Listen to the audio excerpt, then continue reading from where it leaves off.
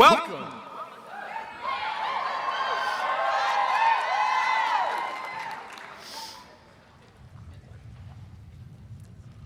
We want a present for forever. We want a future we can count on and a past that never dies. Tom told us, get your life together. Calling on us like a TA, just don't look him in the eyes. Why, oh, why? It flies so quick, so far. See, time looks shorter on a G-Cal, but long in that seminar, so when you want some more of time, knowing how to ask is hard. And Tom was shook too. Tom said, hold up, let me get this straight. You want to be on all the college councils, peer liaison and debate. You want 3 a.m. nights and 3 p.m. class. You want a Wenzel in 10 minutes, but you also strapped for cash. You need your textbook by a week ago, and a PDF won't do. You want to grab a meal with everyone. I mean, not tomorrow, but soon.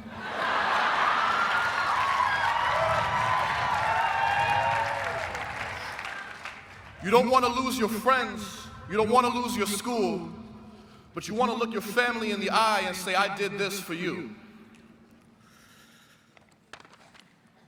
The sunset is bittersweet because the night brings all our fears, but we got all we asked of time and still shine bright as these college years. So listen, be present for all these students and speakers. Celebrate your classmates and pay homage to all your teachers. See, time has to take some things, but leaves us something better. The things we really take from Yale are the things that last forever. Thank you.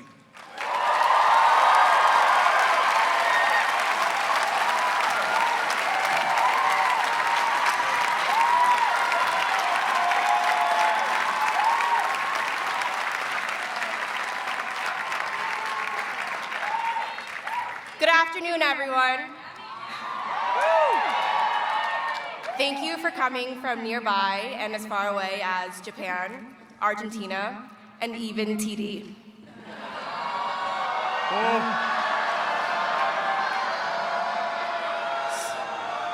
Seniors, congrats on surviving Myrtle and Senior Week. My name is Tommy Rosencrantz, and I'm secretary of the class of 2017. And my name is Mimi Pham, and I'm the treasurer of the class of 2017. As your class officers, we are beyond excited to kick off Class Day celebrations. Tomorrow, we will leave Yale with a wealth of experiences in our backpacks. We will look back on our accomplishments that have taken place under lamplight in Sterling, in the laboratory, and on the playing field. Perhaps for some, with the chalice in hand at Maury's, to each their own. But in the years ahead, it is the experiences and the sage wisdom we have gained, more so than the achievements that we will recall so fondly. It has been the meaningful relationships we have forged with each other that have truly transformed us and have driven us to become better versions of ourselves. Today, we will reflect on all of these experiences. We will hear our speaker, we will listen to our classmates' reflections through speech, song, and poetry. We will celebrate our classmates' successes, we will look back on our own and imagine our future ones. But let's not forget some of the most important people in our lives.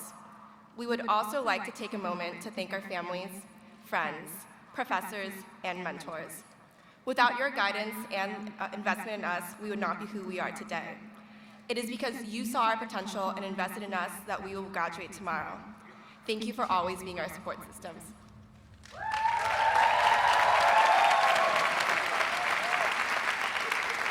In closing, we hope that the community that we celebrate today continues to grow and that we continue to bask in the reflected glory. Here's to our experiences, past, present, and future. Welcome to Class Day.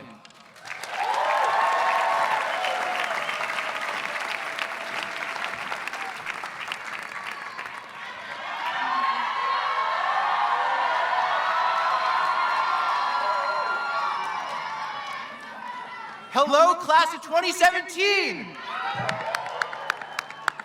My name is Larry Milstein. And I'm Joanna Ando. And as your Class Day co-chairs, we are so excited to introduce this year's Class Day speaker, Theo Epstein, President of Baseball Operations for the Chicago Cubs, and a member of the Yale College class of 1995.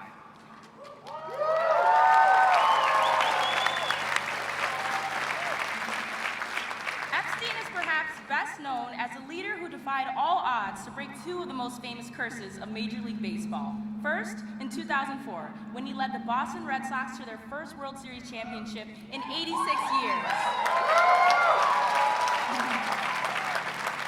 Breaking the curse of the Bambino. And second, just last fall, when the Cubs broke the curse of the Billy Goat and won the World Series for the first time in 106 years.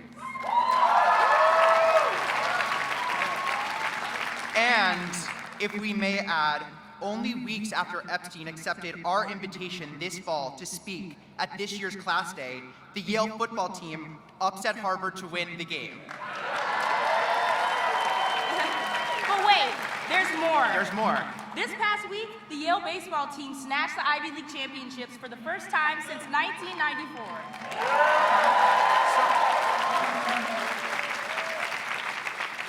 Was this yet another broken curse that could be attributed to the magic of Theo Epstein? The world may never know. Off the field, Epstein has had his fair share of home runs over the past 12 months. He was named the world's greatest leader by Fortune magazine, helped raise millions of dollars with his brother for his foundation for disadvantaged youth, and in January, President Obama described him as one of the greatest general managers of all time.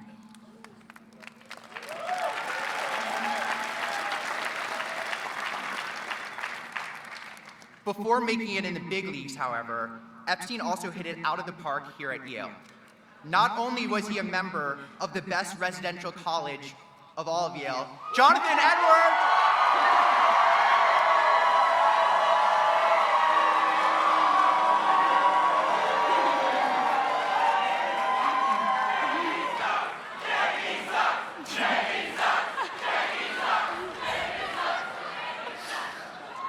He was also the sports editor for the Yale Daily News, another role that certainly requires some heavy hitting. After graduating with a degree in American Studies, Epstein tirelessly strived to prove himself in the world of sports. He worked his way up from the bottom, first interning with the Baltimore Orioles, then spending 5 years at the San Diego Padres, and in 2002, achieving his dream when he was named the youngest general manager in the history of the MLB by the Boston Red Sox at the age of 28. And for all you future lawyers in the audience, Epstein also earned his law degree from the University of San Diego in 2000, all while balancing a full-time career. But perhaps the most exciting part of having Epstein here today is that his story offers us a lesson that goes far beyond sports, and is particularly compelling as we prepare to graduate. He is someone who had the courage to dream big, pursue his passion, and continue to give back to others. Please give a warm welcome home to Mr. Theo Epstein.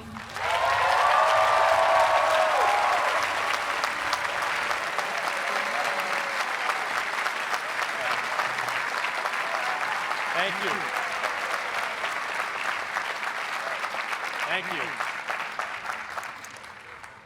Well, it looks like I'm lucky and there's some Cubs fans here today. Let's just get that important stuff out of the way right now. How many Cub fans are here? Let's hear you. Okay. And how many Red Sox fans are here? And last, how many Yankee fans are here? I see. Yankee fans, the exits are just around back. You can just right out Phelps Gate and keep walking. President Salve, heads of college, college deans, members of the faculty and staff, good afternoon. Members of the class council, class day chairs Joanna and Larry, class secretary Tommy, and class treasurer Mimi, and the entire Yale class of 2017. Greetings and congratulations.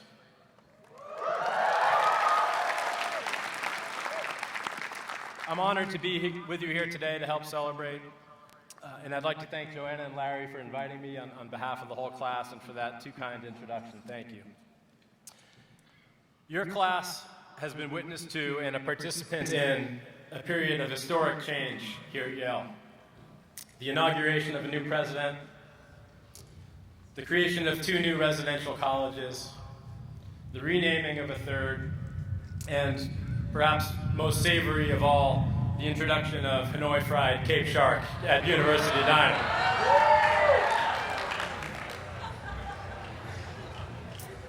And I would like to recognize some of the members of your class who had special accomplishments this year.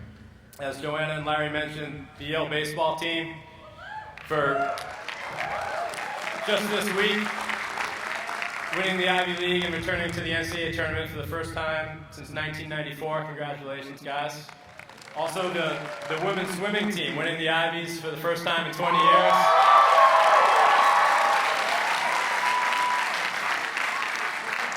Congratulations. And as previously mentioned, the Yale football team, first time in 10 years beating Harvard. Way to go, Bulldogs.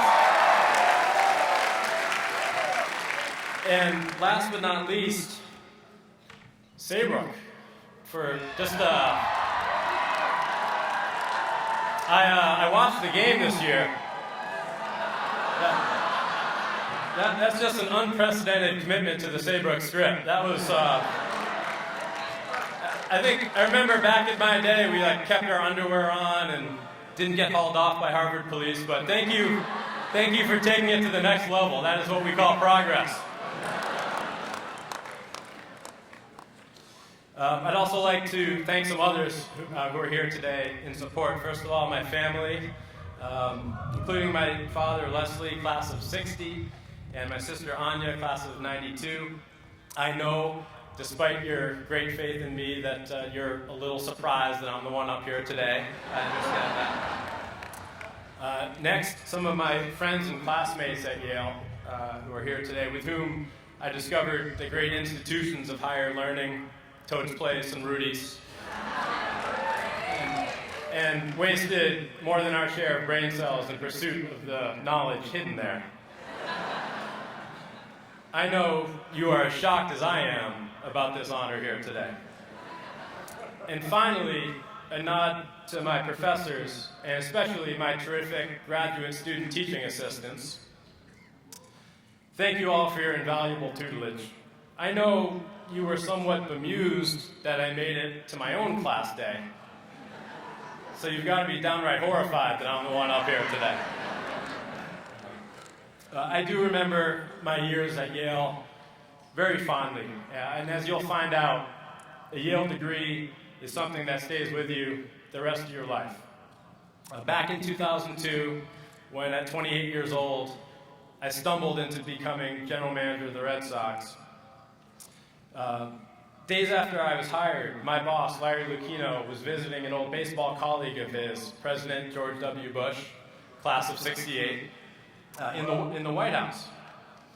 President Bush asked, "What are you doing naming a 28-year-old as general manager?"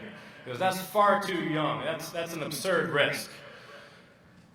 Lucchino replied, No, Mr. President, you don't understand. He's a Yale man." To which the president replied, "Strike 2.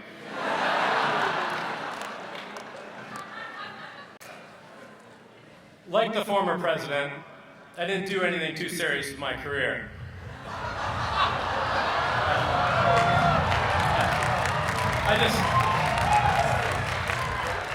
I just worked in baseball. Yes, America's national pastime, but also largely just part of the bread and circuses of society, entertaining and distracting us, while others, like my twin brother Paul, who's here today, a social worker, do the real work of holding our communities together.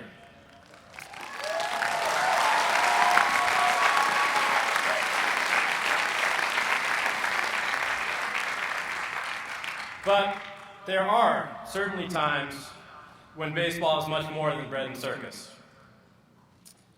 Times when baseball resonates deeply and meaningfully for many, many people, and times when a game that is built around overcoming failure can teach us all a few important lessons. So, class of 2017, if you'll indulge me, I'm going to tell just one baseball story. It's a bit long, but you'll like the ending. Unless you're from Cleveland, in which case I'm deeply sorry. The story is about a very important game, Game 7 of last year's World Series, but it has little to do with the actual outcome of the game. For those who don't follow baseball, a little quick background. I work for the Chicago Cubs, a team with a following so loyal and adoring, and a history so forlorn that we were known nationwide as the lovable losers. As of last fall, the Cubs had not won a World Series since 1908. Think about that, 1908. That's the Teddy Roosevelt administration. The Ottoman Empire was still around and kicking. That's 2 world wars ago. Wait a second, I actually haven't checked the news since breakfast. Just give me 1 second. Good news, it's still just 2 world wars ago. All in all, it was a 108-year drought, the longest in the history of professional sports. As the late Cubs broadcasting legend Jack Brickhouse used to say, anybody can have a bad century. I joined the Cubs in 2011 amid an inordinate and uncomfortable amount of media attention. The Chicago Sun-Times, I remember, ran a full-page, front-page Photoshop of me walking on water across Lake Michigan. As if by showing up, I was going to miraculously turn around the team's fortunes. Imagine their disappointment then when 1 year and 101 losses later, imagine their disappointment then when I announced immediately a long-term rebuilding plan built around acquiring young players, built around winning 5 years down the line. So 1 season and 101 losses later, the same paper ran the identical photo of me, but this time, the only thing above water was the tip of my nose. One day in the early years with the Cubs, after a particularly humiliating double-digit loss at home at Wrigley, I was walking home amongst the fans in a bit of a foul mood, and I remember I had my head down, trying not to get recognized. A very charming elderly woman recognized me. She spotted me and she came over to ask a question. She said, "I appreciate what you are trying to do, young man, I really do. I understand why you're bringing in so many young players, but tell me, exactly when are you planning on winning the World Series? I'm not sure how much time I have left." So I was a little taken aback, and all I could think of to say, as I put my head back down to walk away, was, "Ma'am, I hope you take your vitamins." Walk away. That was 5 years ago, but if it happened today, I'd probably say, "Ma'am, I hope you don't have any pre-existing conditions."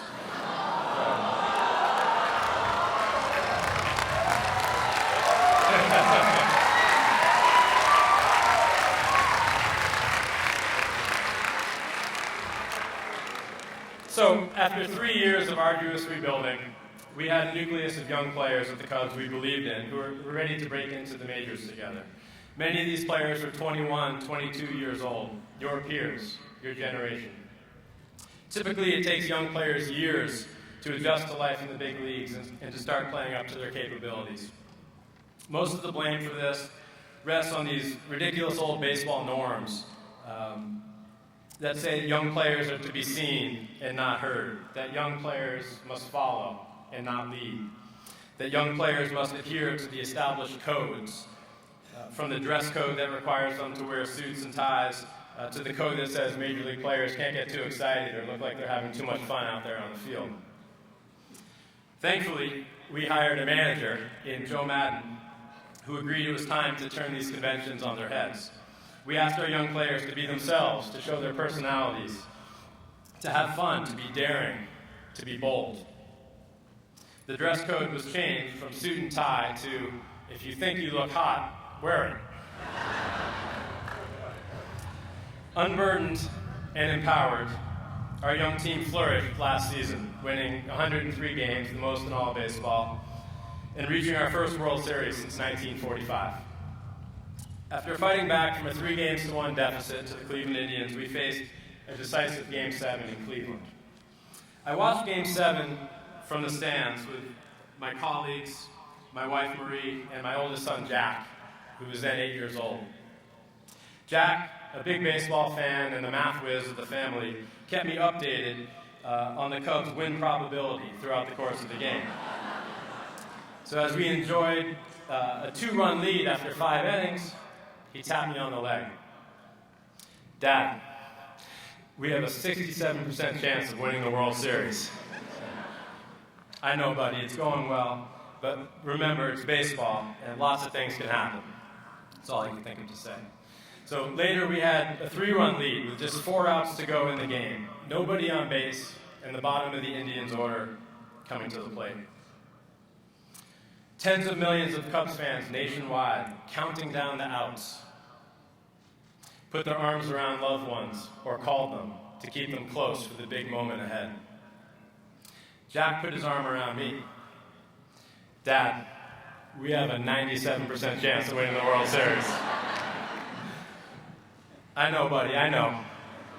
It's so great, but one batter at a time. We still need 4 more outs. We don't want to look too far ahead. But Dad, first time in 108 years. Just then, out of nowhere, as storm clouds moved into the area, an infield single, a double, an errant fastball, a fateful swing, an impossible home run, and a tie game. Indians fans erupted, rocking the stadium on its foundation with ear-splitting cheers. Cubs fans and I slumped in our seats, heads in hands. Just then I felt another tap on my leg. Dad, we definitely have less than a 50% chance of winning the World Series now. I couldn't think of anything wise to say. So I just sat up in my seat, stared stoically out at the field, put one arm around my son, and with the other I tapped his leg as reassuringly as I could. Minutes later, the skies opened up and rain halted the action. It was just enough of a pause to ponder the magnitude of the situation. Extra innings in Game 7 of the World Series. An entire season down to this one moment. A 5-year plan down to this one moment. And for Cub fans, 108 years of patience and unrequited love down to one moment. Still in a bit of a daze, I cut through our clubhouse towards a meeting about the weather. Turning a corner, I saw, through the window of the weight room door, the backs of our players' jerseys, blue jerseys, shoulder to shoulder, packed tightly, all 25 guys squeezed into a space designed for about half that many. It was an unusual sight. We hardly ever had meetings, never during a game. I inched closer to the door and saw Aroldis Chapman, the pitcher who had given up the game-tying home run, in tears. I lingered just long enough to hear a few sentences. "We would not even be here without you," catcher David Ross said as he embraced Chapman. "We're going to win this for you. We're going to win this for each other." Outfielder Jason Hayward walked to the middle of the room. "We are the best team in baseball," he said. "We've leaned on each other all year. We've still got this. This is only going to make it sweeter." And then first baseman Anthony Rizzo. "Nobody can take this away from us. We have each other." Kyle Schwarber stood up with a bat in his hands. "We win this right here," he said. I turned away, a big smile on my face, and headed to that weather meeting. 10 minutes later, the rain cleared. Schwarber led off with a single. Zobrist doubled just past the reach of the third baseman, and we took the lead. In the bottom of the 10th, the tying run on base and the winning run at the plate, at 12:47 a.m., Chris Bryant fielded a slow roller with a gigantic smile on his face and threw to Rizzo for the final out. The Cubs had won the World Series.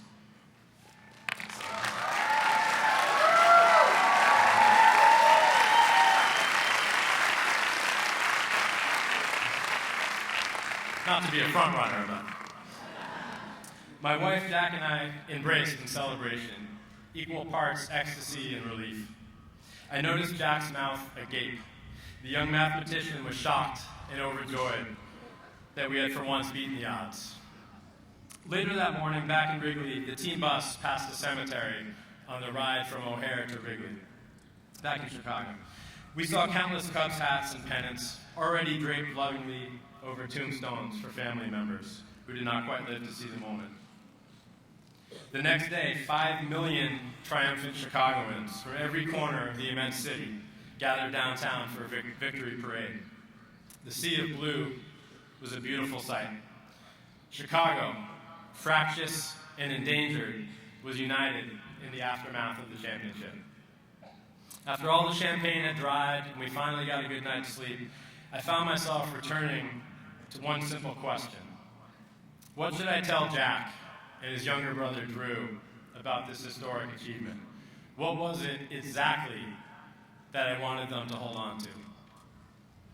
I thought immediately of the players' meeting during the rain delay and how connected they were with each other, how invested they were in each other's fates, how they turned each other's tears into determination. During rain delays, players typically come in off the field and head to their own lockers.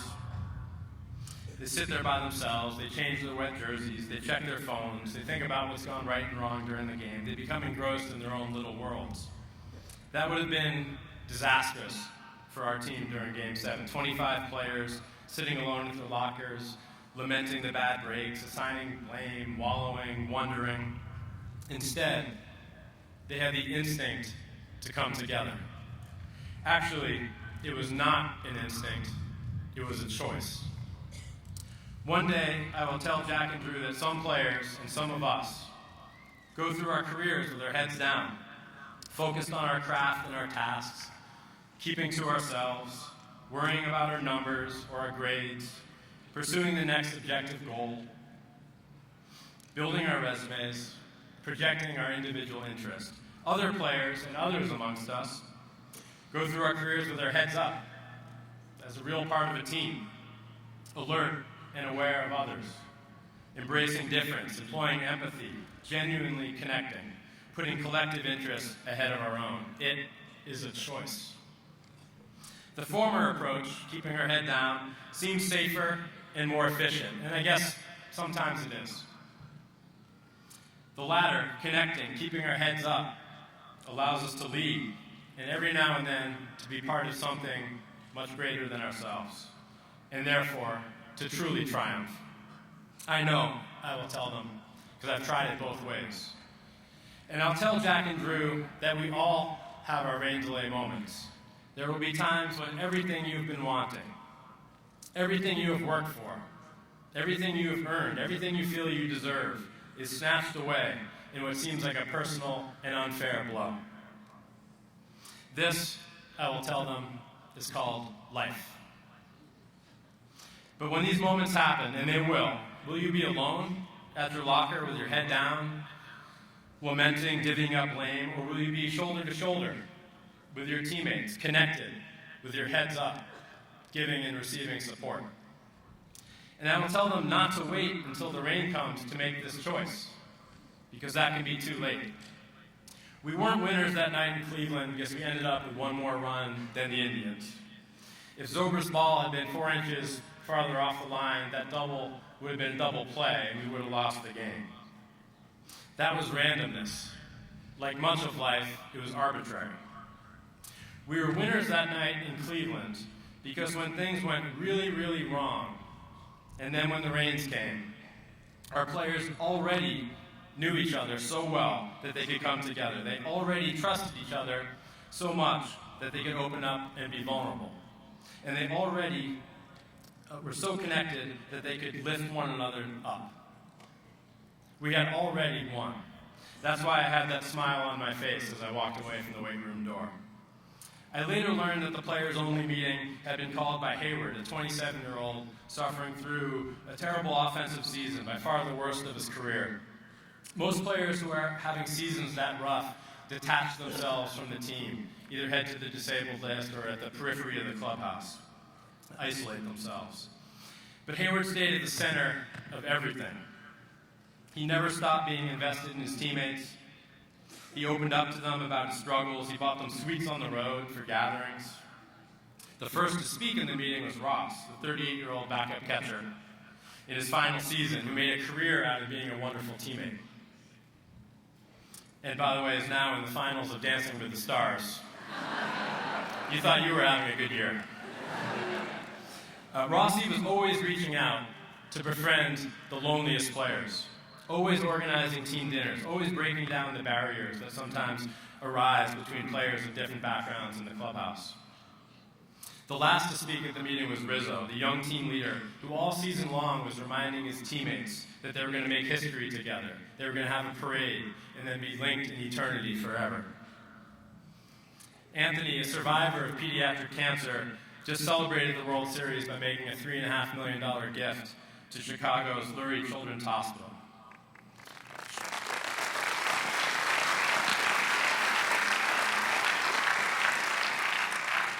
Schwarber, who had the bat in his hands and raced out of the meeting into the batter's box, had torn 2 ligaments in his knee in the 3rd game of the season, a 12 to 15-month injury. Rather than disappearing to a rehab facility, Schwarber, just 23 years old, stayed connected with the team, getting his rehab work done early in the morning so his teammates didn't have to see him in that state, and then functioning as an expert coach for his teammates the rest of the day. He kept telling his teammates he was going to find a way to be there for them, find a way to help them win. Shocking the doctors and everyone else, Schwarber returned in just 6 months, right in time for the World Series. He hit over 400 in the World Series, including that single to start the deciding rally in Game 7. So early in my career, I used to think of players as assets, statistics on a spreadsheet I could use to project future performance and measure precisely how much they were going to impact our team on the field. I used to think of teams as portfolios, diversified collections of player assets, paid to produce up to their projections to ensure the organization's success. My head had been down. That narrow approach worked for a while, but it certainly had its limits. I grew, and my team-building philosophy grew as well. The truth, as our team proved in Cleveland, is that a player's character matters. The heartbeat matters. Fears and aspirations matter. The player's impact on others matters. The tone he sets matters. The willingness to connect matters. Breaking down cliques and overcoming stereotypes in the clubhouse matters. Who you are, how you live among others, that all matters. The youngest team in World Series history, 6 starters under the age of 25. They helped me get my head up. That is why, at the important moments in their lives, I'm going to keep telling my sons about the 2016 Cubs and that rain delay. And I'll remind them, when they are graduating college, or starting a new job, heading off to grad school, or beginning a new life somewhere foreign, that they have a choice. So, class of 2017,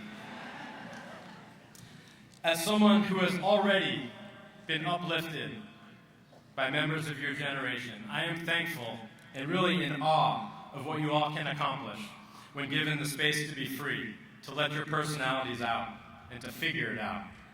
I am truly inspired by the traits that distinguish your generation, your diversity, your boldness, your optimism, your tolerance, your treatment of others based on substance, rather than on the labels that used to divide us. I am so excited to see what lies ahead for you all. While there will undoubtedly be times here and there when you have to suck it up, follow the code, put on that suit and tie, I urge you to remember that if you think you look hot, wear it.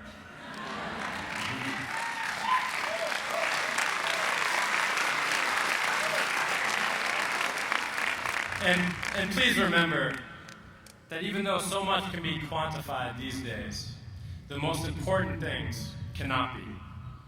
And finally, when things go really, really wrong, and then when it rains on top of everything else, fingers crossed for tomorrow, I ask you to choose to keep your heads up and come together, to connect, and to rally around one another, especially those who need it the most. It is likely to uplift you all. Thank you, and congratulations.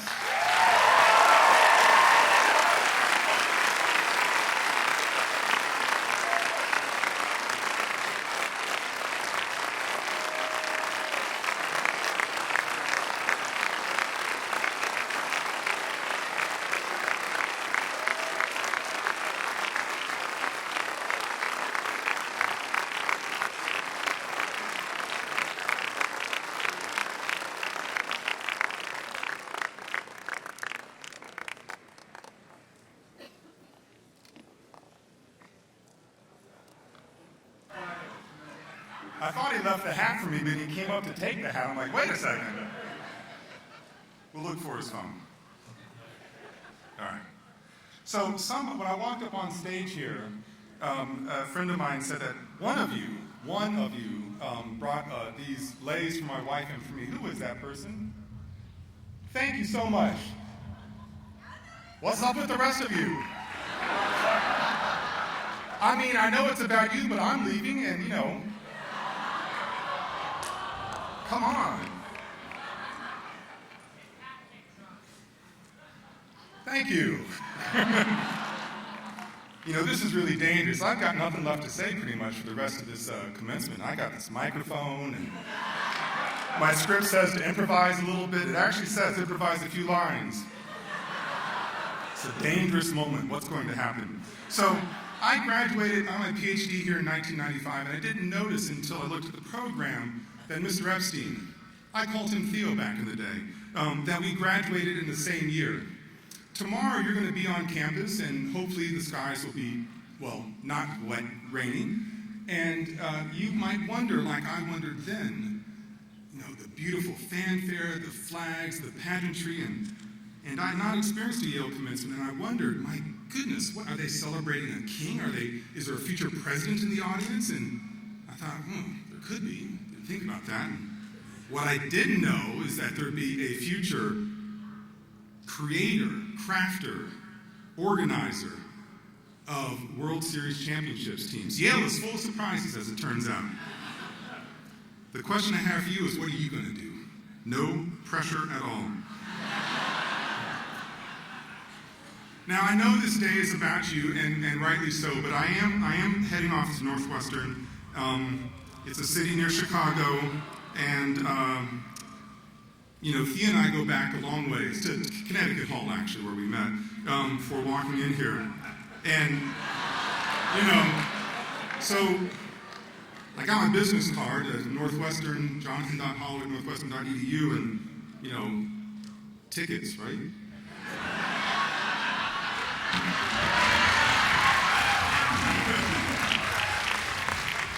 Always seize the moment. I mean, I look hot, so.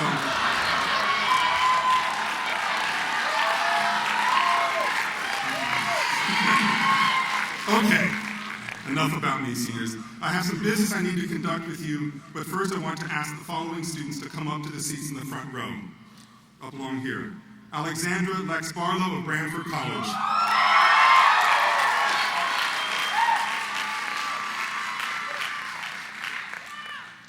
Come on down. Andrew Broad of Berkeley College.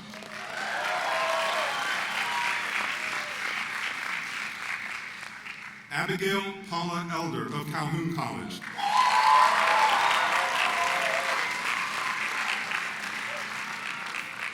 Jevon Flowers of Pearson College.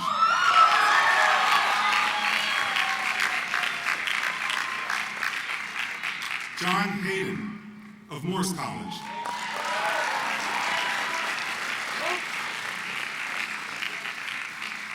Richard Thomas McCoy of Branford College.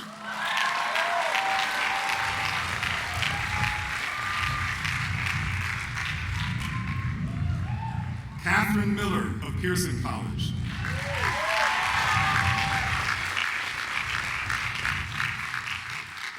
James Randon of Morse College.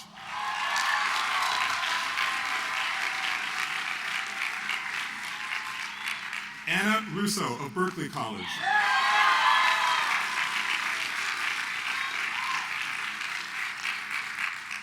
Francis Schmiede of Pearson College.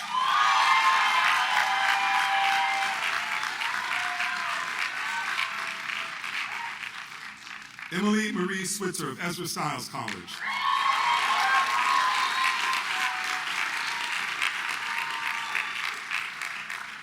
Abdul Razak Zakaria of Timothy White College.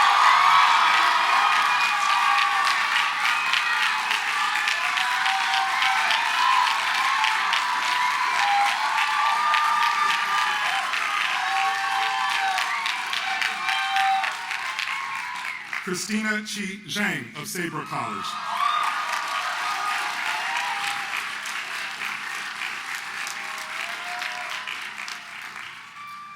Seniors, we need to do a little dress rehearsal for tomorrow. At commencement, there's going to be a point when I stand up here in front of President Salovey and present you to him so that you can receive your degrees. Listen carefully, please. The last two sentences of my request to President Salovey are going to be, and I quote, "They have been recommended by the faculty of Yale College and approved by the corporation. I now ask you by your official act to confer upon them these degrees." When you hear those last two words, or that last phrase, "confer upon them these degrees," I want to hear you loud and clear.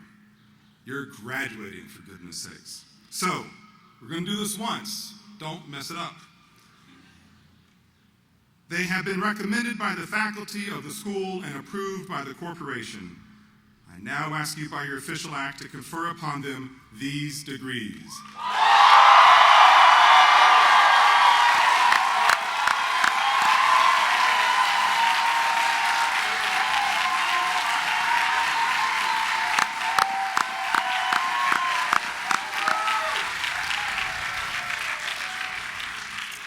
You Yaleys are fast learners. Well done. Tom Becker will present the awards for the athletics prizes.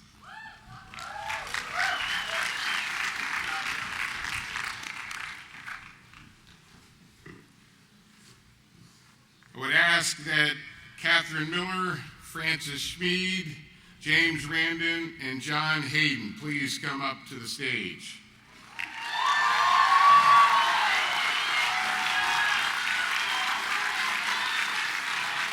It is my honor to award to the senior woman and male whose excellence in athletics and in their lives at Yale best represent the ideals of sportsmanship and the Yale tradition. The Nelly Elliott Award is given to the senior woman and the William Mallory to the senior male. As you can see, we have two of each. I will start with Catherine Miller, the captain of the women's fencing team and guided the 2016 team to a 12th place finish in the NCAA championship. Catherine earned All-American and All-Ivy honors. In 2015, she took a leave of absence to train with the Brazilian national team, earning a spot that Catherine competed for Brazil in the 2016 Olympic Games in Rio. Congratulations. Catherine, congratulations. Great job. Francis Schmid is one of the most decorated distance runner in Yale history. She is a native of Australia. Sorry, Francis. Got confused with Catherine. And has earned All-American and All-Ivy honors during her Yale career. Francis is the Ivy League record holder in the 1,000 meters, the Yale record holder in the mile, 1,500 meters, 1,000 meters, and she also captained the cross-country team to the NCAA championship. Congratulations, Francis.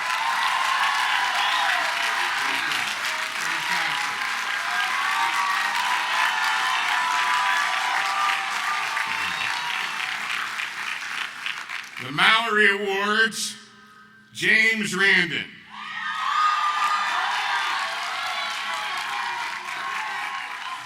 James is the first runner in the 100-plus year history of Yale track and field to break the 4-minute mile.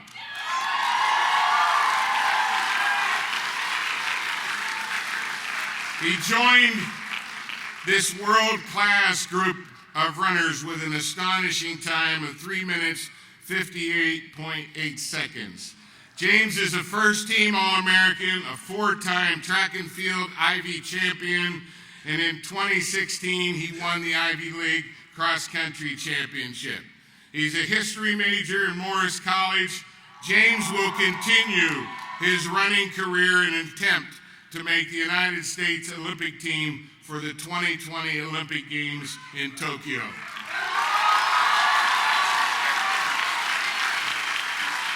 Congratulations. Thank you. Tremendous career. Thank you.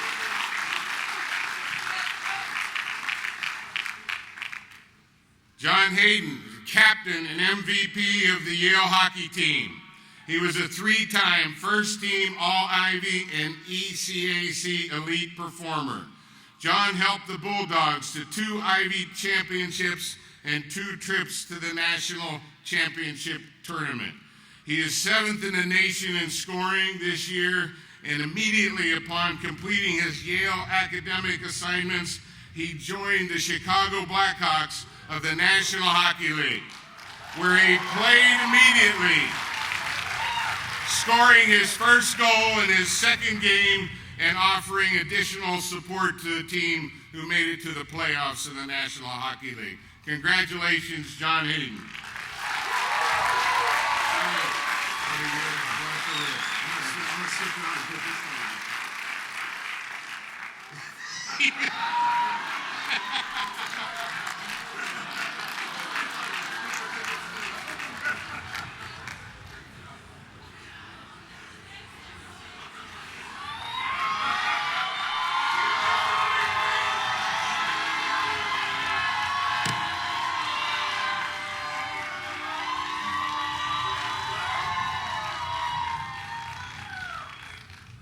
The Konishi Prize is awarded to 2 graduating seniors who, while maintaining high academic achievement, have provided exemplary leadership in enhancing race or ethnic relations at Yale College.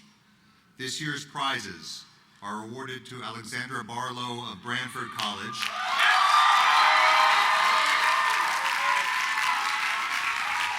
and Abdul Razak Zakaria of Timothy Dwight College.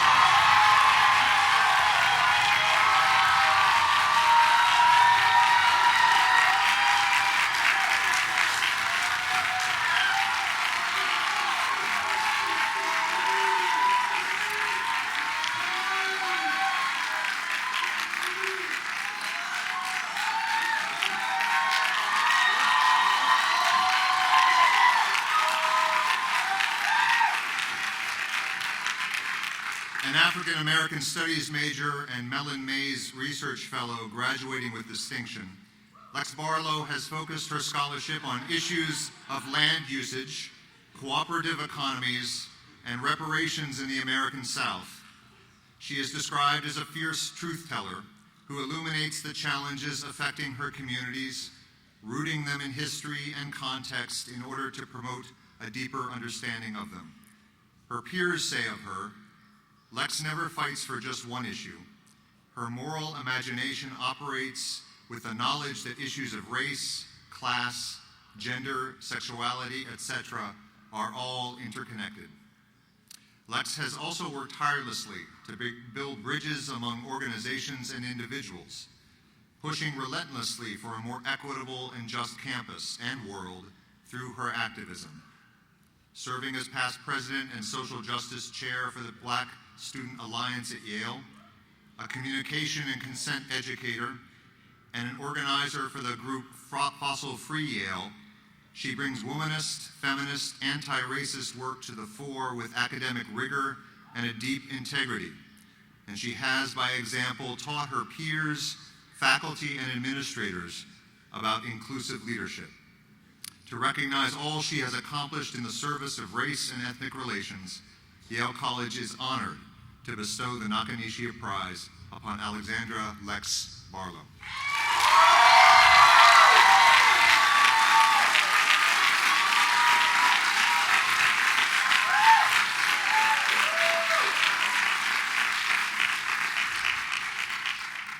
Abdul Razak Zakaria, who graduates with distinction, has worked to improve Yale's racial and ethnic relations through his academic work, both within his sociology major and in the education studies program.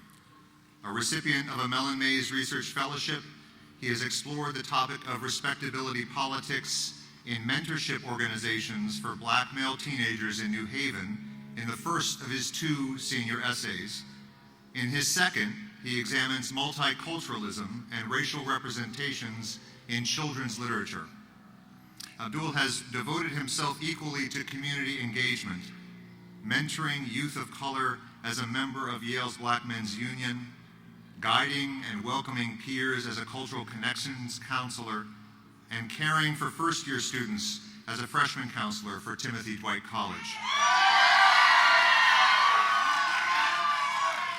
As a member of the undergraduate first-generation low-income partnership, Abdul has played vital roles as recruitment coordinator for the Office of Undergraduate Admissions, the New Haven outreach coordinator for Timothy Dwight College, and undergraduate representative to the Yale President's Task Force on Diversity and Inclusion. To recognize all he has accomplished in the service of race and ethnic relations, Yale College is honored to bestow the Konishi Prize upon Aburazak Zakaria.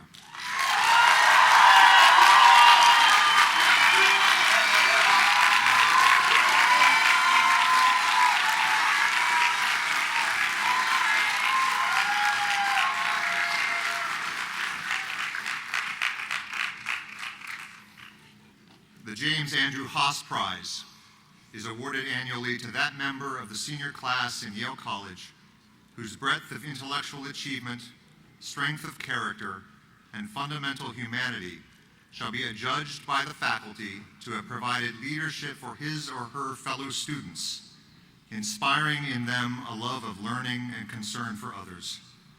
This year, the Haas Prize is awarded to Jevon Flowers.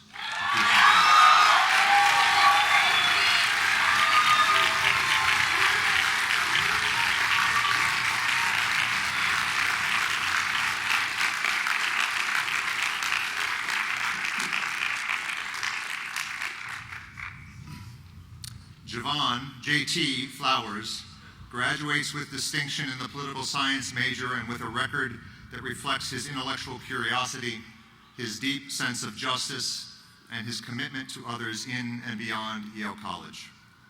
JT has participated in a wide array of extracurricular activities, ranging from the Black Men's Union to Word, an on-campus poetry performance group, from his work on the Financial Aid Task Force to his serving as both a counselor for cultural connections and a peer liaison for the Afro-American Cultural Center. His passion for justice and his dedication to his fellow students are encapsulated in his role as founder and president of A Leg Even, a nonprofit that he established as a means to advocate for the academic and professional success of low-income students. A winner of numerous awards and prizes, he was recently granted a Gordon Grand Public Service Fellowship to support his proposal to work next year with local government in his home city of Portland, Oregon. For all that he has done, and in anticipation of all he will do, Yale College is proud to bestow the James Andrew Haas Memorial Prize for 2017 upon Jevon Jt Flowers.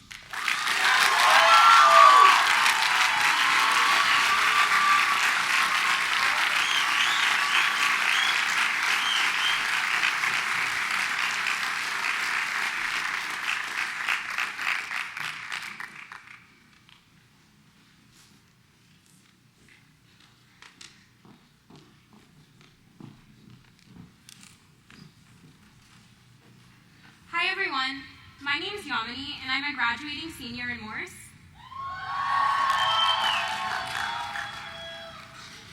When I first arrived at Yale, I wanted to distance myself from the Indian stereotypes that had followed me all through high school.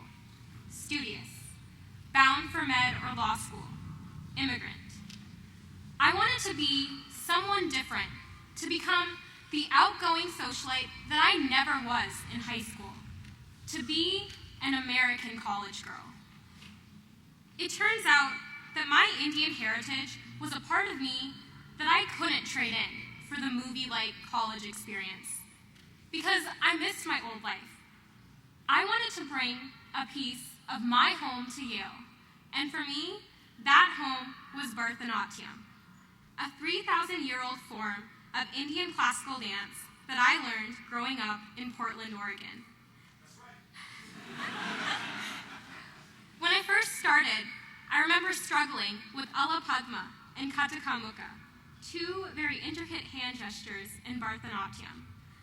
But as I became more skilled, I began to appreciate the importance of the expressions, rhythm, and footsteps that this dance form demands. The stamping of my feet against the floor to the beat of the drum and the melody of the flute.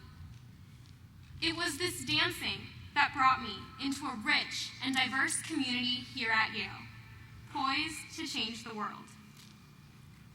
It all started in an engineering class, differential equations. One day, an African-American woman that I sat next to asked me what Indian language I spoke. I answered, shyly, Telugu. "Na peru injiri," she casually responded. An African-American from Boston just introduced herself to me in Telugu. At that moment, any stereotypes that I had were shattered. To my surprise, Injiri had also been learning Indian classical dance for several years in Boston.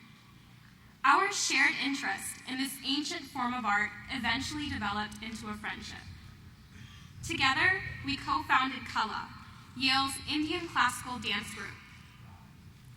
Now, after 3 years performing with Yale Kala, nothing has made me happier than looking around the Morse College dance studio and seeing everyone, from my best friend Ipsida from India to our newest freshman members from California and Texas, as we work together to unify the thalam, the Sanskrit word for coordinated beat. I believe that the strength of our thalam shows the power of our forged bond. Our synchrony is flawless, with our hands rising on the same count, perfected to the millisecond. There were times, though, when we were offbeat, when we stumbled on the thalam. We disagreed over how traditional our group should be.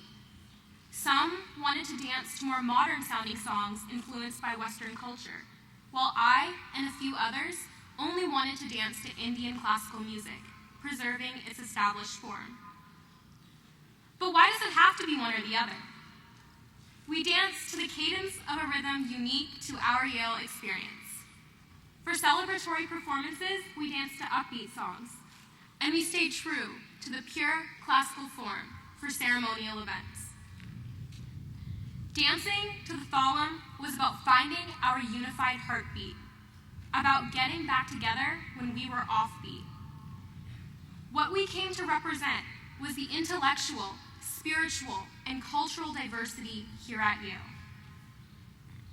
Even though we all have our differences in nationalities, in lifestyles, in convictions, we all share in one synchronized thalam, in one common purpose that unites us as Yale students, as members of the class of 2017. Growing up in the globalized 21st century, we aren't afraid to ask the questions that matter.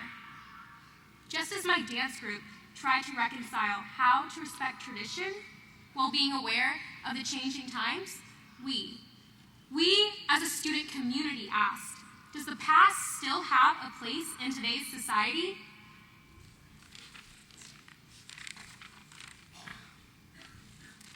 These are the questions that have come to distinguish our class and time at Yale. From the storm that erupted last year that led to open discussions and the nationwide coverage of our campus's March of Resilience, our efforts to seek answers to these difficult questions have led to tangible changes in college naming, in how we address the hierarchy of our university leaders, and so much more to come.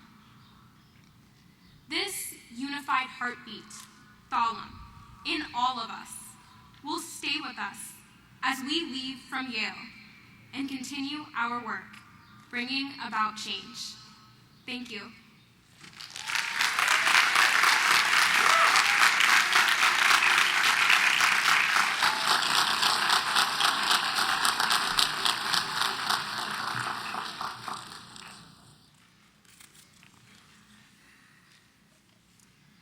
The Warren Memorial High Scholarship Prize for the senior majoring in the Humanities who ranks highest in scholarship is awarded this year to Abigail Paula Elder of Calhoun College. Abby, please come up to the stage.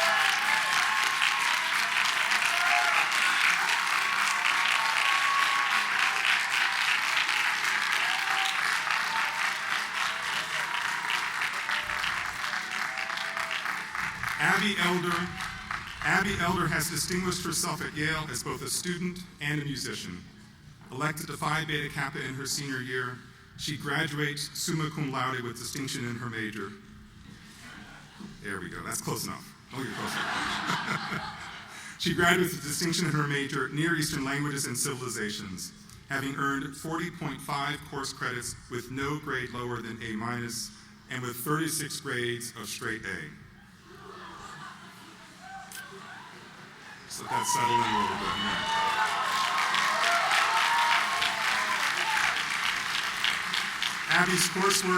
Abby's coursework is drawn on 3 foreign spoken languages, Hebrew, Spanish, and Arabic, but she also communicates eloquently in the universal language of music through her viola performance in a range of groups and programs domestically and abroad.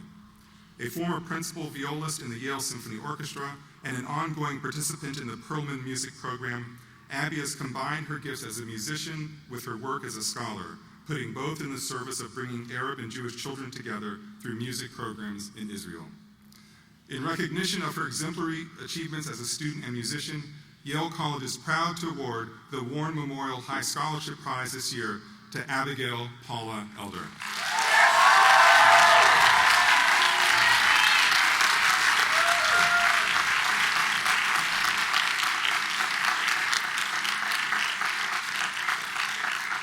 The Arthur Twining Hadley Prize, which honors the memory of the man who served as president of Yale from 1899 to 1921, is awarded annually to the senior in Yale College majoring in the social sciences who ranks highest in scholarship. This year, the Hadley Prize is to be awarded to Andrew Broad of Berkeley College. Andrew, please come up.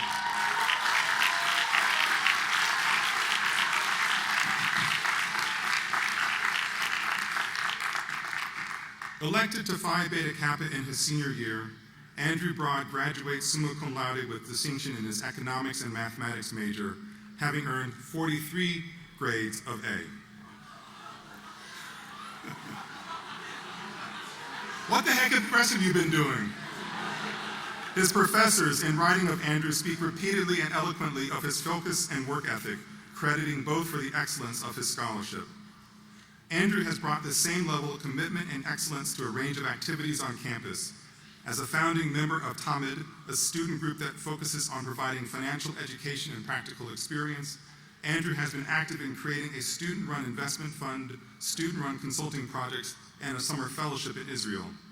He has also been a committed member of Yale's music community, serving since his freshman year as a clarinetist of both the Yale Concert Band and the Berkeley College orchestras. In recognition of his exceptional record, Yale College proudly confers the Arthur Twining Hadley High Scholarship Prize this year upon Andrew Broad.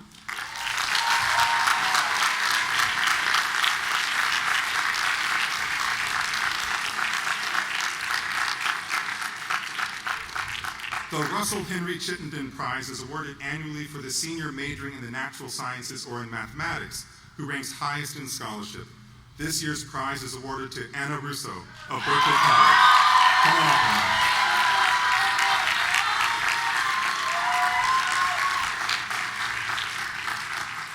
Anna. Elected to Phi Beta Kappa in her junior year, Anna Russo graduates summa cum laude with distinction in both of her majors, applied mathematics and economics. She has earned grades of A in every one of her 39.5 credits. Anna is the recipient of numerous awards, among them the Yale Science and Engineering Association Award for Outstanding Academic Achievement, the Heinz Wrexham Prize for the Best Senior Essay in the Field of the Social Sciences, and the Bishop Berkeley Prize given by Berkeley College to the student who best discovered the intellectual potentialities of a university. Anna has balanced her academic accomplishments with others in the Yale and New Haven community. As a regular contributor and co-editor-in-chief for the Yale Globalist, Anna has written eloquently of women's issues around the world, focusing on health and education. And here in New Haven, she has mentored low-income high school students, serving as a valued guide to them as they prepare for college. In recognition of her commitment to academic excellence, Yale College proudly awards the Russell Henry Chittenden Prize to Abruzzo.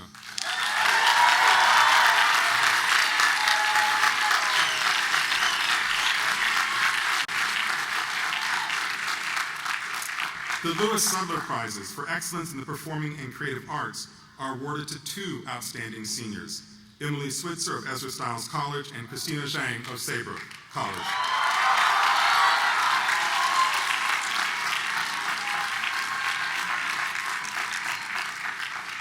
Emily Switzer, a violinist, is one of the most accomplished musicians ever to attend Yale College. A superb embodiment of the scholar musician, Emily plays with unerring technique, elegant musicianship, and calm confidence. She served as a concertmaster of the Yale Symphony Orchestra and was the winner of this year's William Waite Concerto Competition, in which she delivered a stunning performance of the Shostakovich Violin Concerto No. 1. An English major who graduates cum laude with distinction, she has been recognized both within and outside Yale, twice receiving a coveted fellowship to the Music Academy of the West Festival, and chosen as a 2017 New York Philharmonic Global Academy Fellow. In January, she performed with the New York Philharmonic Orchestra. This summer, she will be a fellow at the Tanglewood Music Festival, and then will return to Yale to continue her studies as a master's student in the School of Music. For her exceptional talent and brilliant musicianship, Yale College is delighted to award the Louis Sudler Prize for Excellence in the Performing Arts to Emily Switzer.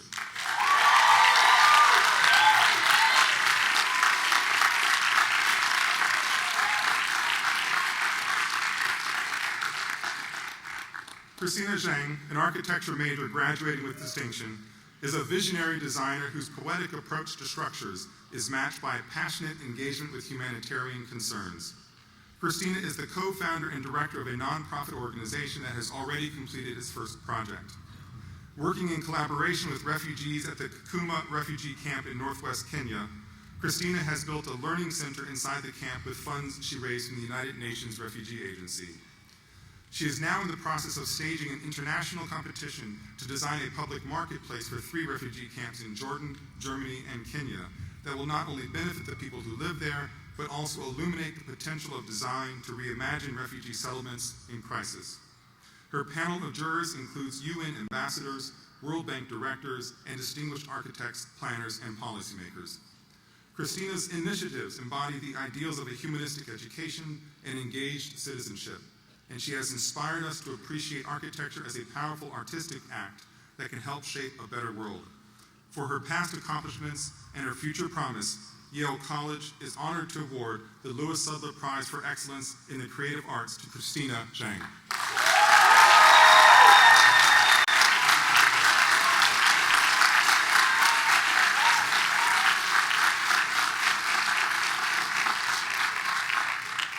The Alpheus Henry Snow Prize is awarded to that senior who, through the combination of intellectual achievement, character, and personality, shall be adjudged by the faculty to have done the most for Yale by inspiring in his or her classmates an admiration and love for the best traditions of high scholarship. This year, the Snow Prize is awarded to Richard Thomas McCoy of Branford College.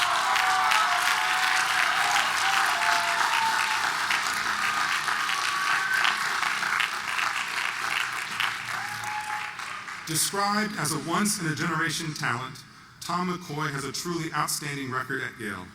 Elected to Phi Beta Kappa in his junior year, and winner last fall of the Hart-Lyman Prize, awarded to the most distinguished member of the junior class, Tom graduates summa cum laude with distinction in the linguistics major, having earned a 4.0 GPA and straight A's in all of his 36.5 credits.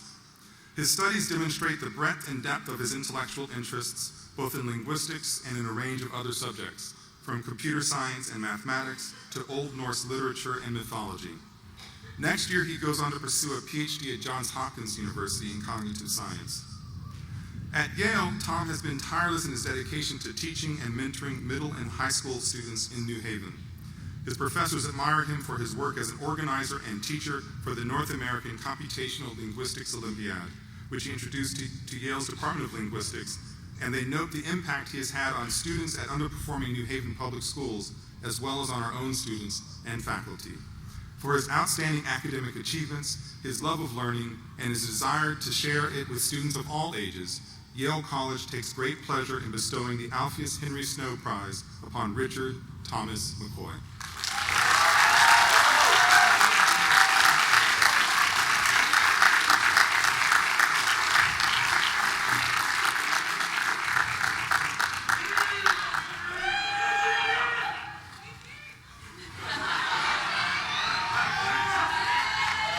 Hi, everybody. I'm very nervous. Great. So I just have a couple of things to say to Dean Holloway, and I need your guys' help. So it's gonna be a little bit of call and response to start off with. So, when I say away, can you say stay? Can you guys do that? All right. All right. So let's practice. Away. Stay. Away. Stay. Oh, that's great. Okay. Cool. All right, so now when I say a while, can you say kind of quickly, you're a really swell guy? Okay, ready? A while. A while. Okay, great. Okay, cool. It's self-explanatory. Okay, cool. Ready? Yeah, sure. Cool.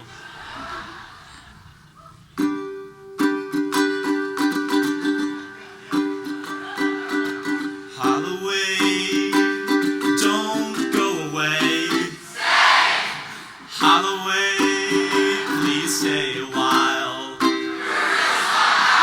Holloway, don't go away. Holloway, please stay a while. I remember meeting you at a lunch with Dr. J. You spilled Cape Shark on me, but I said it was okay. We talked about Salive's mustache and ghosts. You looked so dapper in 50 most. We talked about fellowships, friendships, and rocket ships, but now you set sail from Yale on your deanship to Provost Land. To Provost Land.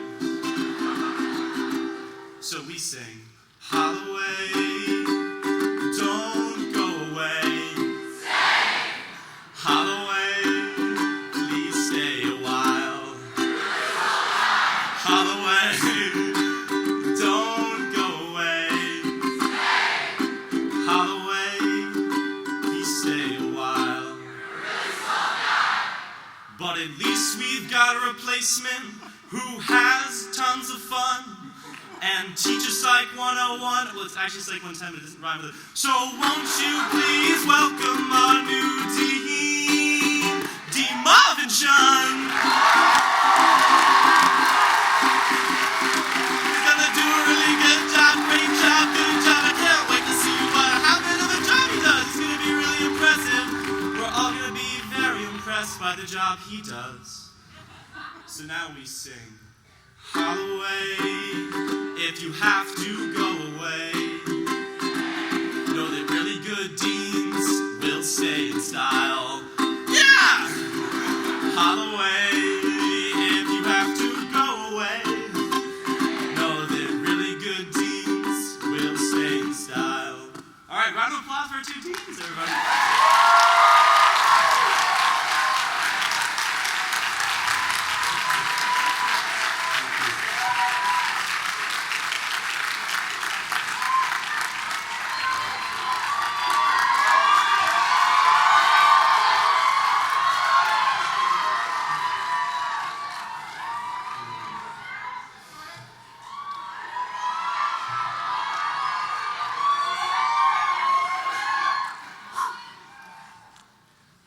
Dean Holloway, esteemed administrators and faculty, friends and family, and the members of the class of 2017, welcome. Wait, I'm so sorry to interrupt.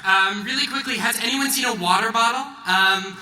Do you have to do that, right? Sorry, I'm already very parched. Just sort of right off the bat. So if anyone would just, You know what, just look after. Okay, you're right, it's totally fine. Just look after. I'll find it later. You're doing an amazing job. Go, go, go. Go, go, go, go, go. Okay. Dean Holloway, esteemed administrators and faculty, friends and family, and members of the class of 2017, welcome. Thank you guys so much. It's crazy that we're all here, 15,000 of us are here at the same time. Thank you guys so much for filling out the doodle poll. We are so honored to be speaking here today and sharing the same stage as Theo Epstein, who, and Jordan, correct me if I'm wrong, invented the bazooka. That is not true. No. Okay. He led the Cubs to the historic World Series victory last year. Okay. He's the president of the Chicago Cubs. It's like close, but I'm not. Okay. He's Big Mr. Baseball. Okay, yes, Big Mr. Baseball. Got it. Okay. Anyway, we wanted to start this speech by thanking all the amazing individuals who have helped make Yale the place that it is. Well, first, of course, President Laude. I don't know if he's here, but it's kind of funny. You know, we started our 4 years, started off our 4 years here with him, and we're moving on now. And he's still here because bluegrass is not a writing credit. Where is he? Bluegrass is not a writing credit. We told you that petition would not go through. There's handsome Dan, that adorable pup who we all dream of one day punting. Yeah.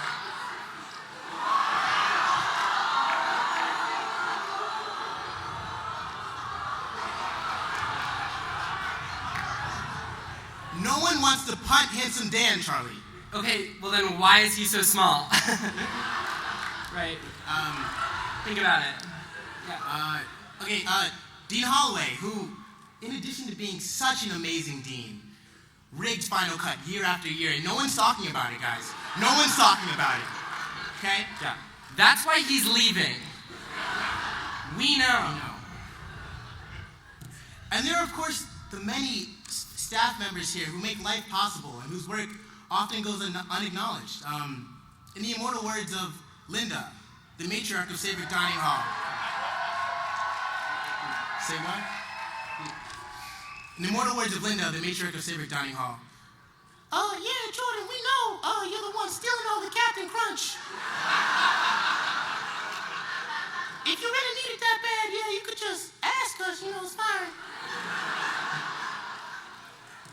We wanted to thank the Yale Corporation as well. Although, might I add that the Yale Corporation... We cut that.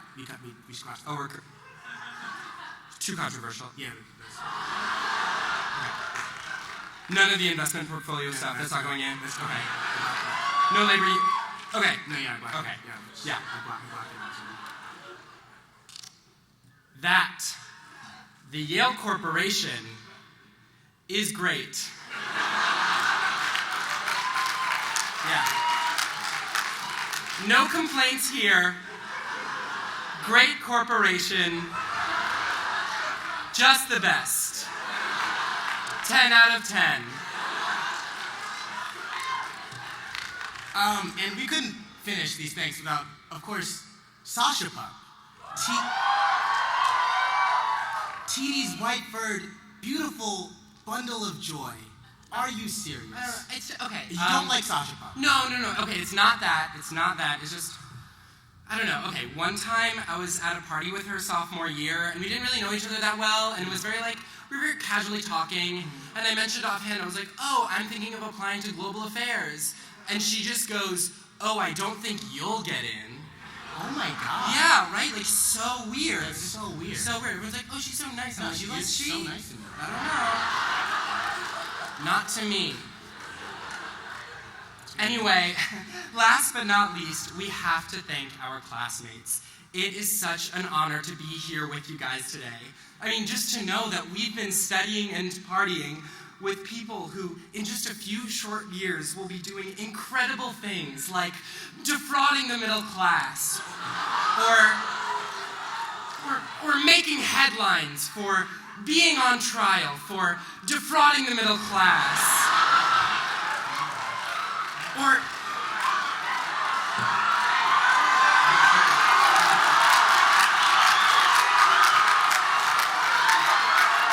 very cute.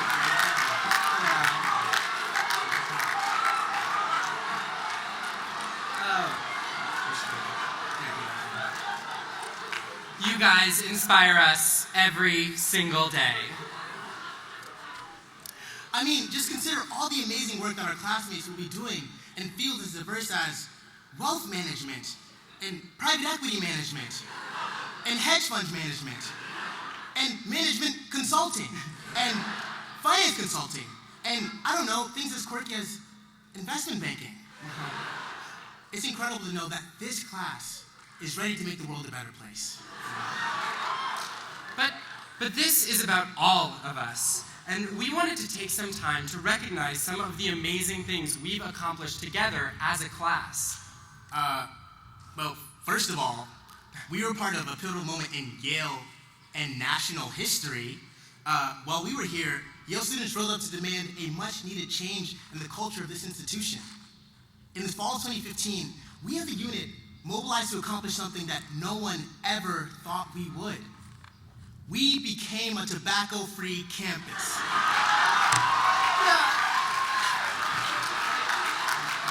I'm sorry, they said I wasn't gonna do this, but there used to be more smoke on campus, and now there's less of it than there was before. Take your time. Yeah. But seriously, guys, through all that has happened, we learned that it is one thing to critique the embedded racism of an institution like Yale, but to claim that our administrators shouldn't be paid for enacting that racism? Unacceptable.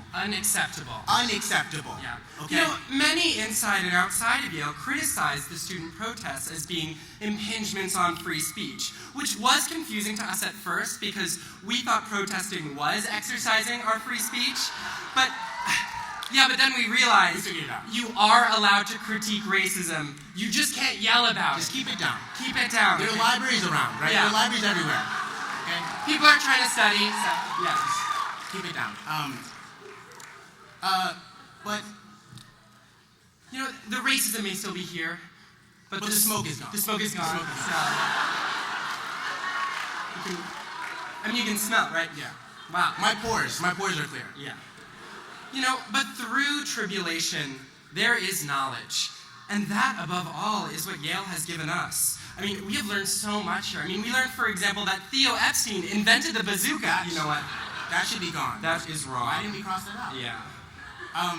We learned that it's not about how accomplished you are, or who you know, or how you dress, or who your family is, or where you went to high school. It's about all those things.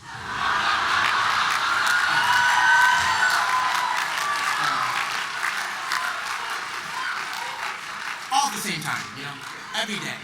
It never ends. Constantly. We learned that despite our juvenile college rivalries, all of the residential colleges are, spoiler alert, basically the same, except for Trumbull, which is objectively worse.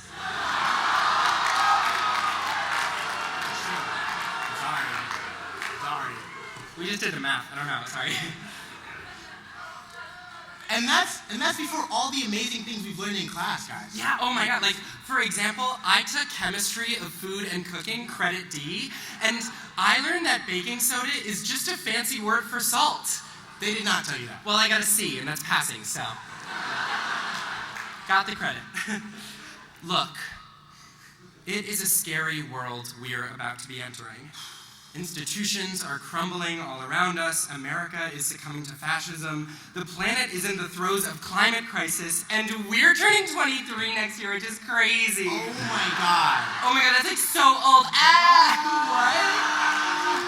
It's like a quarter of a century. The ice caps are melting.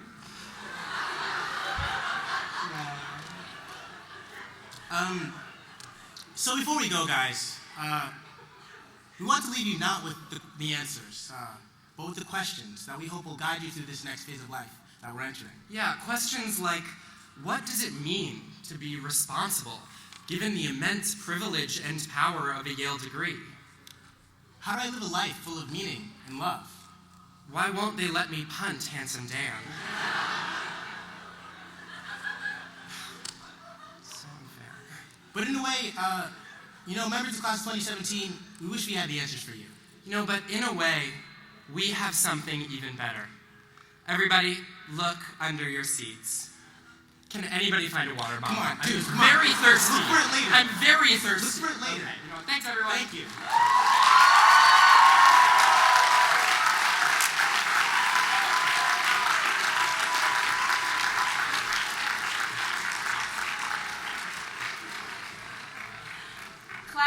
2017. Today, we gather here on Old Campus, as many Yaleys have done before us, to celebrate traditions that stretch back as far as 200 years, when Class Day was once known as Presentation Day. As your Class Day chairs, Larry and I would like to share today's traditions with you. Seniors, if you actually look underneath your chairs now, you will find a clay church warden pipe, a tradition that was first recorded by a member of the class of 1869. For the last 150 years on Class Day, seniors have brought these pipes outside, formed a circle of friends, and shared one last smoke together. And don't worry, we know what you're thinking. The pipe is great for blowing bubbles, so we've included some bubble solution in the bag. Yeah. Beginning in 1851, graduating classes have also planted a sprig of ivy somewhere on campus, symbolic of the enduring nature of the friendships made at Yale. This year's ivy was planted at the front of Phelps Gate and sits directly below the stone that bears our class year. Both the ivy and the stone will be a reminder to those entering and leaving campus of the class of 2017. This year, we are also excited to continue a more recent tradition started in 2011. Seniors, each of you have been given the class anthology, a short collection of works written by our peers. The booklet contains the odes and speeches given here today, in addition to the submissions of the finalists. In future years, refer back to this anthology to reflect on our time here at Yale and in New Haven. And before today's festivities end with the singing of our alma mater, we will view a twist on an old tradition. Since 2007, the class history has been delivered as a short film rather than a series of speeches. Written, produced, and directed by our peers, a copy of this short film will be preserved in the collections of the Beinecke Library. And perhaps more permanently on YouTube. No matter how these traditions have changed over time, the spirit of Class Day has truly remained the same. Today, we pay homage to the rich traditions that characterize this exciting time in our lives. We hope that you enjoy these traditions and that in some way they strengthen the ties between friends that have made this place our home. So without further ado, we leave you with the Ivy Ode.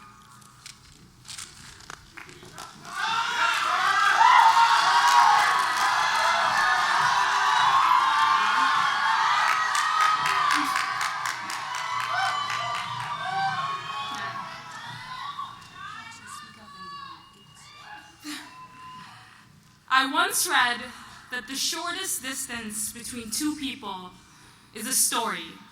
This one has been 4 years in the making. The story begins with you marveling at your dumb luck. Or it begins with self-sacrifice, a balancing act on the backs of those whose arched spines and sweat fueled your ambition. Or maybe it begins with your mother's calluses, a hardness that wrapped itself around you whole, held you like a precious dream. Or a pair of eyes that look upon you with unwavering belief. Or maybe even the story begins, for some of you, more than you would like to admit, with a sinking sensation, the creep of a shadow, whispering with arrogant certainty that you must be that one mistake. Years of unlearning and relearning what it means to feel a part, and yet part and parcel of something inconceivably bigger. Here you are, not an admissions mistake, but the best damn decision they have ever made. If the shortest distance between two people really is a single story, how many have you told to close the gap between you and the person sitting right next to you today? Stories that came pouring out over late-night egg and cheese sandwiches, and those that you reluctantly revealed when it was simply too late to care about the problems set due the next morning.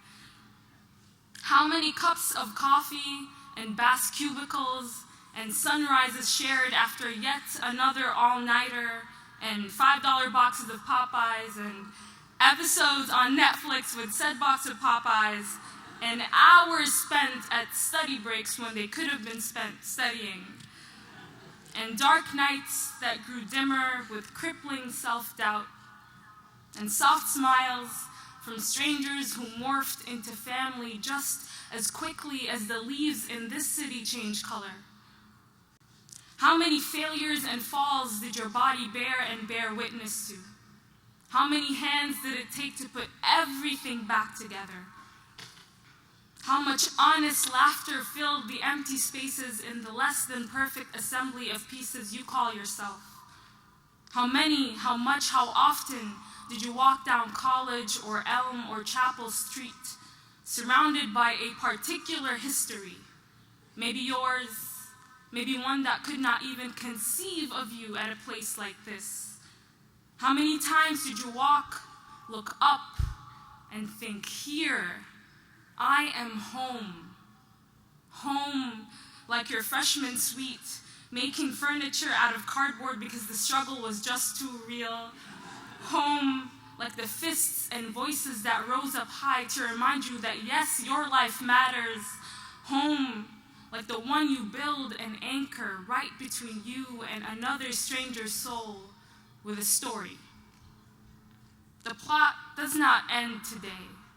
There is still so much distance to shorten, too many blank pages to scratch ourselves unapologetically onto with so much love to give and the unyielding belief that we really won't know until we get there, that we are okay, that we are more than okay, that we have a story to tell.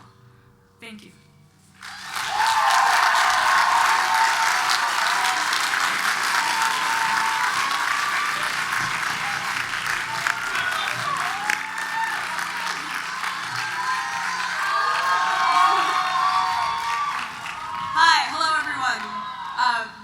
Co-directors and producers of this year's Class Day video.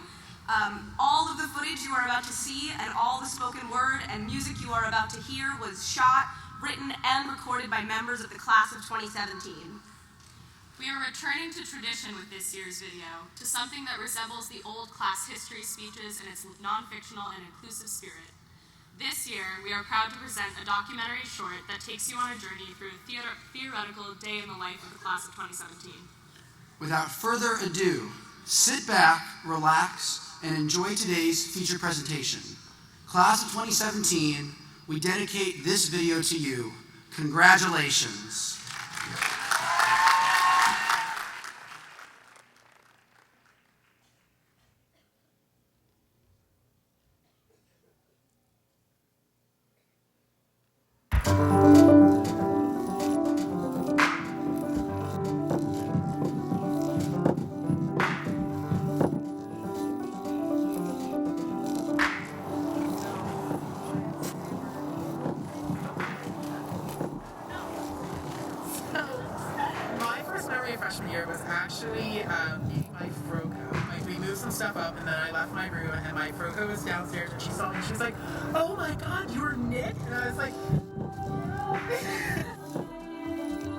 So I went on foot, and I arrived there with like my hiking boots on, with my like dirty t-shirt and my like basketball pants, and my like self that had been preparing for hiking by like not showering for a few days. And then I realized everyone else was wearing really nice clothes and dressed like typical Yale freshmen. I was quite embarrassed.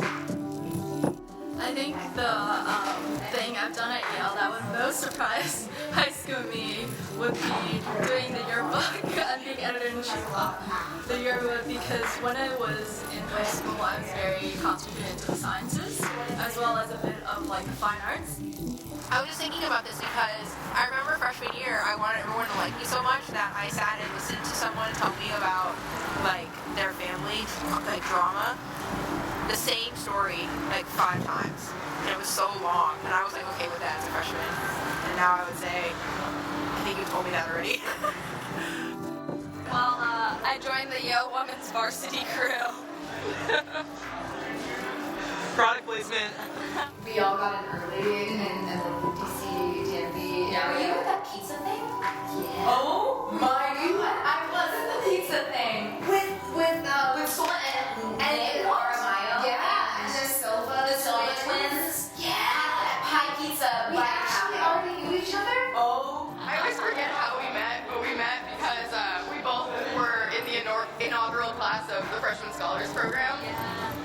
right? It's where we all are. We all have Yale's fourth grade trip. Hashtag slip cup. We're freshman year teammates, randomly sorted, and sophomore year schoolmates. And we voted today in the first presidential election for both of us. Yeah. Super excited to vote for the first woman president. Especially when I first got here, this was like the most extreme form of culture shock I've ever experienced in my life. So I think one of the main things that Yale has done for me as a person is it has expanded my outlook on life, on people, and showed me just how many things I didn't know I didn't even know. It's like the steps are 7, 8, 1, 2. So it's 1, 2, 3, 4, 5, 6, 7, 8, 1, 2. Kickball change. My favorite kind of consistent memory is tap night. I remember there were 11 of us our first year, and they had us wearing all black, and they had us playing Duck, Duck, Goose in the middle of old campus. And we had to like pack shampoo and a phone charger, so like, I thought we were being swept away to Cape Cod, but we didn't leave New Haven, unfortunately.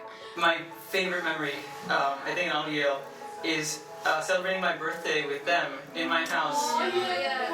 When I brought them over to tour with me in Miami and in Tampa, and when they sang to my old professors at my old college. I remember in sophomore year when we had the one snow day that we ever had at Yale, and we stayed up really late and then ran around in the snow in the street. Also found like the rationing absurd. Yeah, like, we were rationed out, here's some chips, and they were like freshman boys just like hoarding chips. Yeah, it was like a sort of months. post-apocalyptic vision of what would happen to Yale if society collapsed. Last year being Harvard at home definitely sticks out. There's always an incredible crowd for that, and obviously to the rest of the community, the Harvard-Yale rivalry is very important.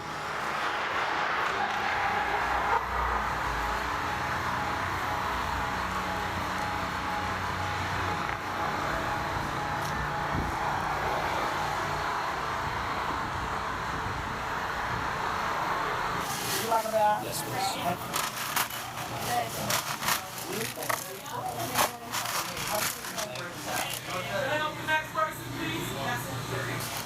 I have Rice Krispies, a banana squid, because everybody needs that, and a turkey sandwich. That came to $13.49. What? I can't afford $13.49. Okay, we have to put something down. Gotta make a choice. I guess it's gonna have to be the Rice Krispies. Okay. How much is it? Okay. It's still over. Still over? I can't believe it.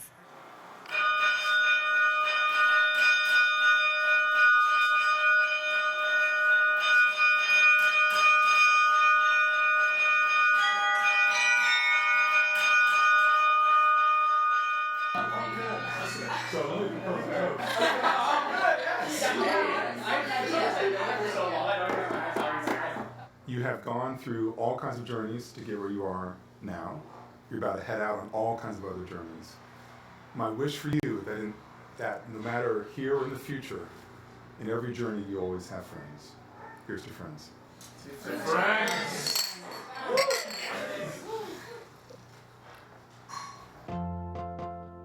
I will miss having a space to do theater and to do performance, which has been my entire extracurricular life, because I also sing in a non-public group and have done for all my time in college. Yeah, I'm gonna miss the close-knit community of it. I'm gonna miss the conversations for sure. Yeah. Still late night, 11 p.m. Blue State conversations. It's some of the most valuable learning experiences I've had were definitely outside of the classroom, for sure. Especially towards the end of the year, when you're kind of in a time crunch, we would jam music all night, eat pizza in the garage, work on the car, make some parts, good memories, good friendships, good talking, good making. I can straight up say that this group has changed my life. No, I'm not gonna cry. God, totally good. Let's go.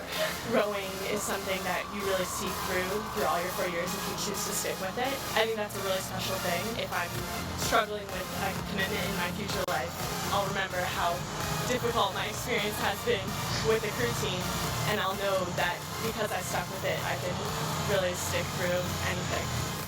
Honestly, I'm sad to graduate. I'm sad to leave this team. But at the same time, when I look back in college, I'm going to fondly look back on these memories I've had with these guys. Yo, this ain't a poem, this is hip-hop. Just want you to know, so stay right and stick tight to the flow. But this is more than just a lesson in the field of black expression. In fact, it's more a reflection of the time that's been invested. Let me take y'all back to when I was brimming with excitement. Didn't really sleep, though technically I closed my eyelids. I really ain't been silent since July when I got placed in Berkeley College, objectively the best option.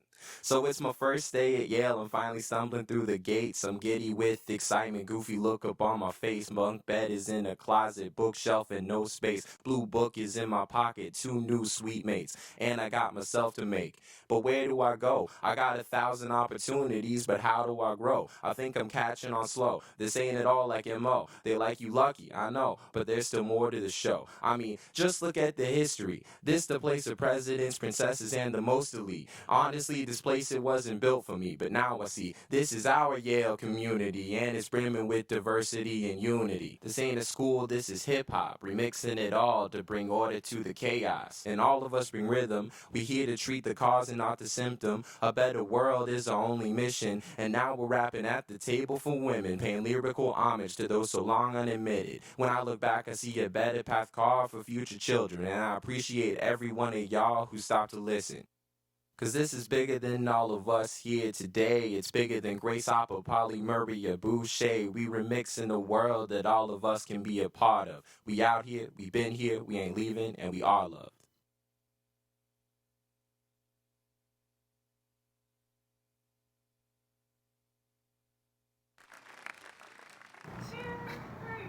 Bright college years with pleasure ripe, the shortest, gladdest years of life.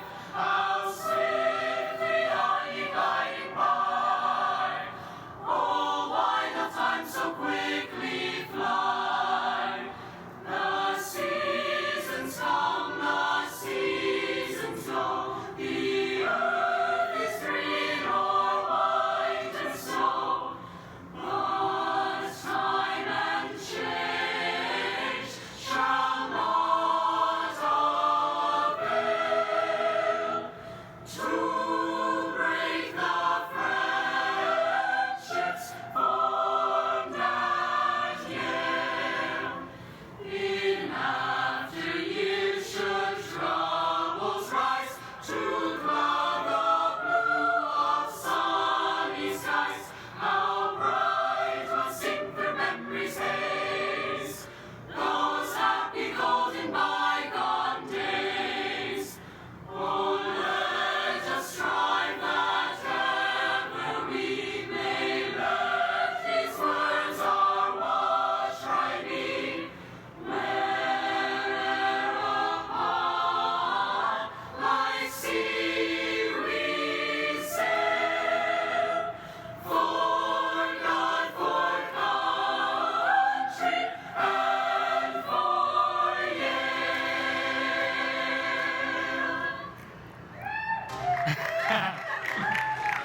Class of 2017, we made it, we got this, we love all of you, we're gonna kill it! We're all gonna leave Yale eventually, but before we evacuate, let's have a good time. Also the motto of Chipotle. Before we evacuate, let's have a good time. Congratulations, Yale Class of 2017. I have one very important parting word for you. Come visit Vassar. Congratulations, 2017! Congratulations, class of 2017. In my travels in the academy over the last 20 or 30 years, I've come to learn one thing, that Yale students are the kindest and most persevering students I've ever encountered. Hi, I'm Ken Burns. Congratulations to the Yale Class of 2017. My advice is pretty simple. Know yourself, persevere, and now in these difficult times, engage. Congratulations, class of 2017.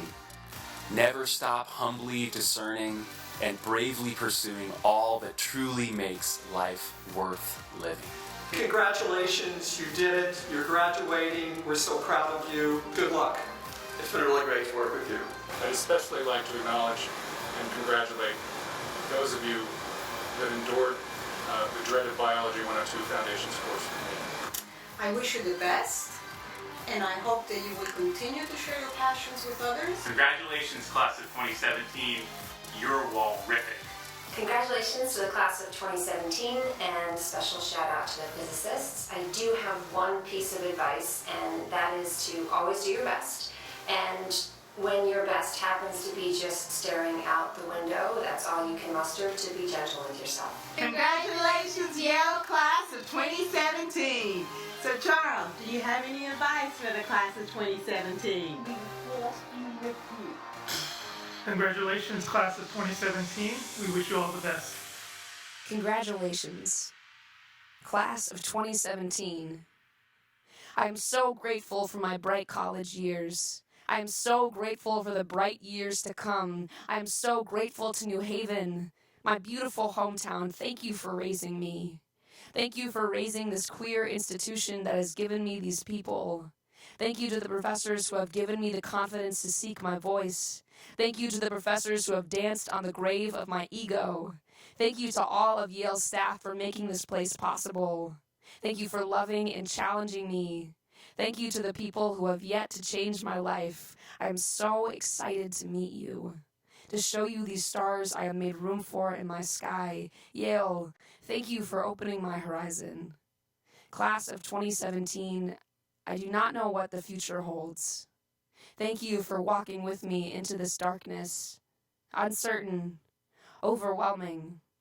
We will find our way by each other's flickering light. Thank you, thank you, thank you.